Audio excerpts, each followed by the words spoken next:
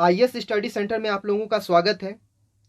आज हम लोग झारखंड का इतिहास शुरू करने जा रहे हैं। यह क्लास आप लोगों का प्रत्येक मंगलवार, गुरुवार और शनिवार को होगा। याद रखिएगा, हर एक जो है मंगलवार, गुरुवार और शनिवार को होगा। ये अल्टरनेट क्लास चलेगा आप लोगों का। और क्लास शुरू करने से पहले मैं कुछ कहना चाह रहा हूँ आप लोगों को कि अगर आप लोग जो है चैनल को सब्सक्राइब नहीं किए हैं तो सब्सक्राइब कीजिए और बेल आइकन को दबा दीजिए, जिससे कि जितने भी लेटेस्ट क्लास आएगी वो उसकी जानकारी आप लोगों को मिलती जाएगी। तो चलिए आज का क्लास हम लोग शुरू करते हैं। झारखंड का ऐतिहासिक परिचय। झारखंड के इतिहास के अंतर्गत हम लोग देख रहे हैं झारखंड का ऐतिहासिक परिचय। पहला क्लास है ये आप लोगों का। झारखंड प्रदेश, याद रखिएगा मैं क्या बोल रहा हूँ। झारखंड प्रदेश का सर्वप्रथम साहित्यिक उल्लेख ऐत्रेय ब्राह्मण में मिलता है। मैंने बोला झारखंड प्रदेश का सर्वप्रथम साहित्यिक उल्लेख या सर्वप्रथम उल्लेख कहाँ मिलता है, तो ऐत्रेय ब्राह्मण में मिलता है। ऐत्रेय ब्राह्मण में जो है झारखंड को पुंड प्रदेश या पुंड प्रदेश कहा गया है। तो प्रश्न बनेगा कि झारखंड प्रदेश का सर्वप्रथम उल्लेख कहाँ मिलता है, तो ऐत्रेय ब्राह्मण में मिलता है। याद रखिएगा, झारखंड प्रदेश का। झारखंड शब्द का प्रथम उल्लेख 13वीं सदी के ताम्रपत्रीय अभिलेख से मिलता है। यहां मैं बोल रहा हूं झारखंड शब्द का, यहाँ झारखंड प्रदेश था, यहाँ झारखंड शब्द है। झारखंड शब्द का प्रथम उल्लेख 13वीं सदी के ताम्रपत्रीय अभिलेख में मिलता है। इस चैप्टर का हर एक लाइन जो है बहुत ही इंपॉर्टेंट है, इसलिए हर एक लाइन को आप लोगों को याद करना पड़ेगा, क्योंकि हर एक लाइन एक फैक्ट है, इसलिए याद कीजिएगा आप लोग। झारखंड शब्द का प्रथम उल्लेख 13वीं सदी के ताम्रपत्रीय अभिलेख से मिलता है। मैं बार बार बोल रहा हूं। अब हम लोग झारखंड के बारे में देखते हैं। झारखंड मगध महाजनपद का अंग था। शुरुआती दौर में यह जो है मगध महाजनपद का अंग था। उसके बाद यह मगध साम्राज्य के अंतर्गत शामिल हुआ। उसके बाद यह पाल राजवंश के अंतर्गत आया। उसके बाद दिल्ली सल्तनत के अंतर्गत इसे शामिल किया गया। उसके बाद शेर शाह के साम्राज्य के अंतर्गत यह शामिल हुआ और उसके बाद मुगल साम्राज्य के अंतर्गत यह शामिल हुआ। आगे देखते हैं हम लोग। अलीवर्दी खान ने स्वतंत्र बंगाल की स्थापना की, जिसके अंतर्गत जो है बिहार और उड़ीसा भी शामिल था। यहाँ बिहार जो है अविभाजित बिहार है, यानी कि बिहार के अंतर्गत झारखंड भी शामिल है। तो अलीवर्दी खान ने स्वतंत्र बंगाल की स्थापना की, उसमें बिहार और उड़ीसा भी शामिल था। 1905 में बंगाल का विभाजन हुआ, जिसमें पश्चिम बंगाल प्लस बिहार प्लस उड़ीसा एक प्रांत के रूप में आए। इसमें भी बिहार जो अविभाजित बिहार है, जिसमें झारखंड शामिल है। फिर 1 अप्रैल 1912, 1 अप्रैल, ये सब डेट याद रखिएगा, 1 अप्रैल 1912, क्योंकि यह झारखंड के जेपीएससी एग्जाम में तो काम आएगा ही, बीपीएससी में भी ये सब डेट काम आएंगे। इसलिए 1 अप्रैल 1912 बिहार प्लस उड़ीसा एक प्रांत के रूप में, ठीक है। बिहार और उड़ीसा जो है अलग अलग प्रांत के रूप में शामिल हो गए। बिहार और नहीं, बंगाल से जो है बिहार और उड़ीसा जो है अलग हो गए। पश्चिम बंगाल से बिहार और उड़ीसा अलग एक प्रांत के रूप में स्थापित हुए। 1 अप्रैल 1912 में पश्चिम बंगाल अलग हो गया और बिहार प्लस उड़ीसा एक प्रांत के रूप में शामिल था, जिसमें बिहार जो है अविभाजित बिहार है, यहाँ झारखंड शामिल है। फिर अगला देखते हैं 1 अप्रैल 1936 उड़ीसा से बिहार अलग हो गया, बिहार एक प्रांत के रूप में बन गया। यहाँ भी यह अविभाजित बिहार है, यानी इसमें झारखंड शामिल है। फिर 15 नवंबर 2000 बिहार एवं झारखंड दो प्रांत बन गए, दो राज्य बन गए, और झारखंड जो है भारत का 28वां राज्य बना। याद रखिएगा, फिर से मैं दोहरा रहा हूँ। 1 अप्रैल 1912 को पश्चिम बंगाल अलग हो गया और बिहार और उड़ीसा एक होकर एक प्रांत के रूप में अलग हो गया, यानी पश्चिम बंगाल अलग प्रांत बन गया, बिहार उड़ीसा एक प्रांत बन गया। 1 अप्रैल 1936 में उड़ीसा से बिहार अलग होकर एक प्रांत बन गया, और 15 नवंबर 2000 में बिहार से अलग होकर झारखंड जो है भारत का 28वां राज्य बन गया। झाड़ियों एवं वनों की बहुलता के कारण इस राज्य का नाम झारखंड पड़ा है। ये प्रश्न बनता है, इसलिए याद रखिएगा, झारखंड एवं वनों की बहुलता के कारण इस राज्य का नाम झारखंड पड़ा है। झारखंड देखिए दो शब्दों से बना है, झार और खंड। झार का मतलब वन होता है, खंड का मतलब भूभाग होता है, इसलिए झारखंड का शाब्दिक अर्थ हो गया वन प्रदेश। अगला हम लोग देखते हैं वैदिक साहित्यों में छोटा नागपुर या झारखंड का उल्लेख नहीं है। बहुत ही इंपॉर्टेंट लाइन याद रखिएगा। वैदिक साहित्य में छोटा नागपुर या झारखंड का उल्लेख नहीं है। महाभारत के, ये सब बहुत ही इंपॉर्टेंट लाइन है, इसलिए सभी को रट जाइएगा आप लोग। महाभारत के दिग्विजय पर्व में इस क्षेत्र को पुंडरिक प्रदेश या पशुभूमि कहा गया है। महाभारत के दिग्विजय पर्व में इस क्षेत्र को पुंडरिक प्रदेश या पशुभूमि कहा गया है। बहुत ही इंपॉर्टेंट लाइन। महाभारत के दिग्विजय पर्व में इस क्षेत्र को पुंडरिक प्रदेश या पशुभूमि कहा गया है। अगला हम लोग देखते हैं। अमरनाथ दास ने अपनी पुस्तक इंडिया एंड जम्बू आइलैंड में स्पष्ट किया है कि गौतम बुद्ध और महावीर का संबंध छोटा नागपुर से है। ये सब प्रश्न बनते हैं, याद रखिएगा। और ये सब कंफ्यूज बहुत ही ज़्यादा करते हैं, इसलिए ये सबको जितनी बार हो आप लोग वीडियो देखिए, नोट को पढ़िए, जितने भी नोट्स मैं दे रहा हूँ सभी को पढ़िए और याद कर जाइए। रसिक मंगल नामक पुस्तक में छोटा नागपुर क्षेत्र को नागभूम कहा गया है। रसिक मंगल नामक पुस्तक में, यह बुक का नाम है रसिक मंगल, इसमें जो है छोटा नागपुर क्षेत्र को नागभूम कहा गया है। अबुल फजल कृत अकबरनामा, अकबरनामा के जो लेखक हैं अबुल फजल हैं, तो अबुल फजल कृत अकबरनामा में छोटा नागपुर क्षेत्र को झारखंड कहा गया है। बहुत ही इंपॉर्टेंट लाइन। 3-4 और पुस्तक हैं जो आगे हम लोग पढ़ेंगे जिसमें जो है झारखंड का नाम झारखंड ही कहा गया है। तो अबुल फजल ने अकबरनामा पुस्तक लिखा था जिसमें छोटा नागपुर क्षेत्र को झारखंड कहा गया है। शाहबाज खां और अब्दुल हई ने अपने ग्रंथ माथिर उल उमड़ा में इस क्षेत्र का नाम कोकरह लिखा है। याद रखिएगा, शाहबाज खां और अब्दुल हई ने अपने ग्रंथ माथिर उल उमड़ा में इस क्षेत्र का नाम कोकरह लिखा है। अथर्ववेद में झारखंड को व्रात्य नाम से संबोधित किया गया है। बहुत ही इंपॉर्टेंट लाइन। अथर्ववेद में झारखंड को किस नाम से संबोधित किया गया है? तो व्रात्य नाम से संबोधित किया गया है। याद रखिएगा, अथर्ववेद में झारखंड को किस नाम से संबोधित किया गया है? तो व्रात्य नाम से संबोधित किया गया है। अब हम लोग जो है झारखंड क्षेत्र के विभिन्न नामों को देखेंगे कि किस किस बुक में क्या क्या नाम बोला गया है या किस लेखक ने क्या नाम बोला है। ठीक है, और ये सभी को आप लोगों को याद करना होगा, एकदम कंठस्थ याद करना होगा। ऐत्रेय ब्राह्मण में झारखंड को पुंड्र या पुंड प्रदेश कहा गया है। ऐत्रेय ब्राह्मण में झारखंड को पुंड्र या पुंड प्रदेश कहा गया है। याद रखिएगा, ऐत्रेय ब्राह्मण में झारखंड को पुंड्र या पुंड प्रदेश कहा गया है। वायु पुराण में मुरंड प्रदेश कहा गया है। वायु पुराण में झारखंड को मुरंड प्रदेश कहा गया है। वायु पुराण में झारखंड को क्या कहा गया है? मुरंड प्रदेश कहा गया है। विष्णु पुराण में झारखंड को मुंड प्रदेश कहा गया है। याद रखिएगा, विष्णु पुराण में झारखंड को मुंड प्रदेश के नाम से कहा गया है। भागवत पुराण में झारखंड को कीकट प्रदेश कहा गया है। भागवत पुराण में झारखंड को कीकट प्रदेश कहा गया है। बहुत ही इंपॉर्टेंट लाइन है। भागवत पुराण में झारखंड को किस नाम से जाना गया है? तो कीकट प्रदेश के नाम से जाना गया है। महाभारत में पुंडरिक या पशुभूमि कहा गया है। महाभारत में झारखंड को पुंडरिक या पशुभूमि कहा गया है। प्रयाग प्रशस्ति जो समुद्रगुप्त के काल में लिखा गया है, इस काल में इसे मुरंड प्रदेश के नाम से जाना गया है। यानी प्रयाग प्रशस्ति जो समुद्रगुप्त के काल में लिखा गया था, उसमें झारखंड को मुरंड प्रदेश के नाम से जाना गया है। पूर्व मध्यकालीन संस्कृत साहित्य में झारखंड को कलिंद प्रदेश कहा गया है। पूर्व मध्यकालीन संस्कृत साहित्य में झारखंड को कलिंद प्रदेश कहा गया है। याद रखिएगा, 13वीं सदी में ताम्रपत्र अभिलेख में झारखंड कहा गया है झारखंड को।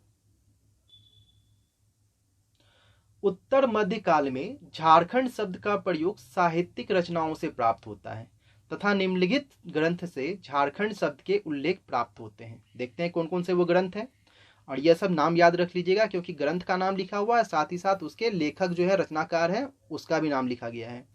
तारीख ए फिरोज शाही, इसके जो रचनाकार हैं लेखक हैं शम्स ए सिराज अफीफ। इनके पुस्तक में जो है झारखंड का नाम झारखंड लिखा गया है। याद रखिएगा, झारखंड शब्द का प्रयोग किया गया है। इनके पुस्तकों में झारखंड के लिए जो है झारखंड शब्द का प्रयोग किया गया है। तो कौन सी पुस्तक है? तारीख ए फिरोज शाही, जिसके रचनाकार हैं शम्स ए सिराज अफीफ। इसके पुस्तक में झारखंड को झारखंड नाम से लिखा गया है। अगला है तारीख ए बांग्ला। तारीख ए बांग्ला, इसके जो लेखक हैं सलीमुल्लाह। ये जो पुस्तक है इसमें भी झारखंड जो है, झारखंड का जो उल्लेख झारखंड नाम से ही है। तारीख ए बांग्ला में जो है झारखंड का उल्लेख झारखंड से के नाम से ही है और इसके रचनाकार हैं सलीमुल्लाह। सियार उल मुतखरीन, सियार उल मुतखरीन, इसके जो रचनाकार हैं गुलाम हुसैन। सियार उल मुतखरीन, इसके रचनाकार हैं गुलाम हुसैन। इनकी जो पुस्तक है सियार उल मुतखरीन, इसमें जो है झारखंड का जो है उल्लेख झारखंड के ही नाम से है। अगला है पद्मावत। अगला पुस्तक जो है पद्मावत, इसके रचनाकार जो है मलिक मोहम्मद जायसी हैं। पद्मावत के जो है रचनाकार हैं मलिक मोहम्मद जायसी। इनकी भी जो पुस्तक है पद्मावत, इसमें जो है झारखंड का उल्लेख झारखंड के नाम से ही है। अगला है अकबरनामा। इसके जो रचनाकार हैं अबुल फजल। इनकी भी पुस्तक जो अकबरनामा है, इसमें झारखंड का उल्लेख झारखंड के नाम से ही है। ये जो है 5 नाम आप लोग याद कर जाइएगा, एकदम कंठस्थ कर जाइएगा, इससे प्रश्न बनते ही बनते हैं। कबीर ने भी इस क्षेत्र को झारखंड कहा है, याद रखिएगा। आगे हम लोग बढ़ते हैं। आईने अकबरी, इसमें जो है झारखंड का उल्लेख कोकड़ा या खंकराह के प्रदेश के नाम से किया गया है। आईने अकबरी में झारखंड का उल्लेख कोकड़ा या खंकरा के नाम से किया गया है। कौटिल्य का अर्थशास्त्र, इसमें जो है झारखंड को कुकुट या कुकुट देश कहा गया है। झारखंड का अर्थशास्त्र में झारखंड को कुकुट या कुकुट देश कहा गया है, याद रखिएगा। कौटिल्य का जो अर्थशास्त्र है उसमें झारखंड को कुकुट या कुकुट देश कहा गया है। टॉलमी द्वारा झारखंड को मुंडल कहा गया है। टॉलमी द्वारा झारखंड प्रदेश को मुंडल कहा गया है। तुजुक ए जहांगीरी, याद रखिएगा, तुजुक ए जहांगीरी, याद रखिएगा। तुजुक ए जहांगीरी, क्या नाम मैं बोल रहा हूँ बार बार, तुजुक ए जहांगीरी। यह जो है जहांगीर की आत्मकथा है, बहुत ही इंपॉर्टेंट लाइन है। तुजुक ए जहांगीरी जो है वह जहांगीर की आत्मकथा है और इसमें जो है झारखंड को खोखड़ा प्रदेश कहा गया है। तुजुक ए जहांगीरी में झारखंड को खोखड़ा प्रदेश कहा गया है। और तुजुक ए जहांगीरी है क्या? तो ये जहांगीर की आत्मकथा है। आगे हम लोग देखते हैं झारखंड का मुख्य क्षेत्र क्या क्या है। छोटा नागपुर है, संथाल परगना है और मानभूम है। ये तीनों मिलकर जो है झारखंड बन रहे हैं। ये मुख्य क्षेत्र हो गए। छोटा नागपुर झारखंड का सबसे बड़ा भाग है, याद रखिएगा। छोटा नागपुर जो है झारखंड का सबसे बड़ा भाग है तथा फाहियान द्वारा इस क्षेत्र को फोकोक्वी या कुकुटलाड कहा गया है। बहुत ही इंपॉर्टेंट लाइन, बहुत बार एग्जामों में ये पूछा गया है। फाहियान द्वारा झारखंड को किस नाम से जाना गया है? तो फोकोक्वी या कुकुटलाड। फाहियान द्वारा इस क्षेत्र को फोकोक्वी या कुकुटलाड कहा गया है। फाहियान द्वारा इस क्षेत्र को फोकोक्वी या कुकुटलाड कहा गया है। ह्वेनसांग द्वारा इस क्षेत्र को कीनासुफालाना। ह्वेनसांग द्वारा, ह्वेनसांग जो है इस क्षेत्र को वो क्या बोल रहे हैं? कीनासुफालाना या कर्ण सुवर्ण नाम से उन्होंने झारखंड क्षेत्र को इंगित किया है ह्वेनसांग ने। मध्यकाल में इस क्षेत्र को कुकड़ा या खुखड़ा प्रदेश कहा गया है। मध्यकाल में या मुगल काल में कुकड़ा या खुखड़ा प्रदेश के नाम से इस क्षेत्र को जाना गया है, याद रखिएगा। मध्यकाल या मुगल काल में इस क्षेत्र को यानी झारखंड को कुकड़ा या खुखड़ा प्रदेश के नाम से जाना गया है। ब्रिटिश काल में 1833 तक 1833 तक इस प्रदेश को छोटा नागपुर कहा गया है, याद रखिएगा। 1833 तक ही मैं बोल रहा हूँ। ब्रिटिश काल में 1833 तक इस प्रदेश को छोटा नागपुर कहा गया तथा 1834 में SWFA यानी कि साउथ वेस्ट फ्रंटियर एजेंसी कहा जाने लगा। 1834 से इस क्षेत्र को जो है साउथ वेस्ट फ्रंटियर एजेंसी कहा जाने लगा और इसका जो हेडक्वार्टर था SWFA का यानी साउथ वेस्ट फ्रंटियर एजेंसी का वह किशुनपुर था।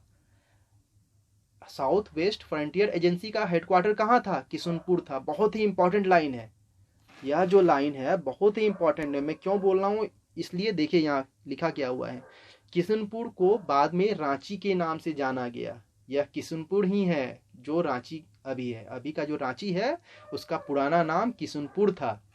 1834 में south west frontier agency Jharkhand को कहा जाने लगा और उसका हेडक्वार्टर जो है किशुनपुर था, और आज का रांची जो है किशुनपुर ही है। किशुनपुर को बाद में रांची के नाम से जाना गया।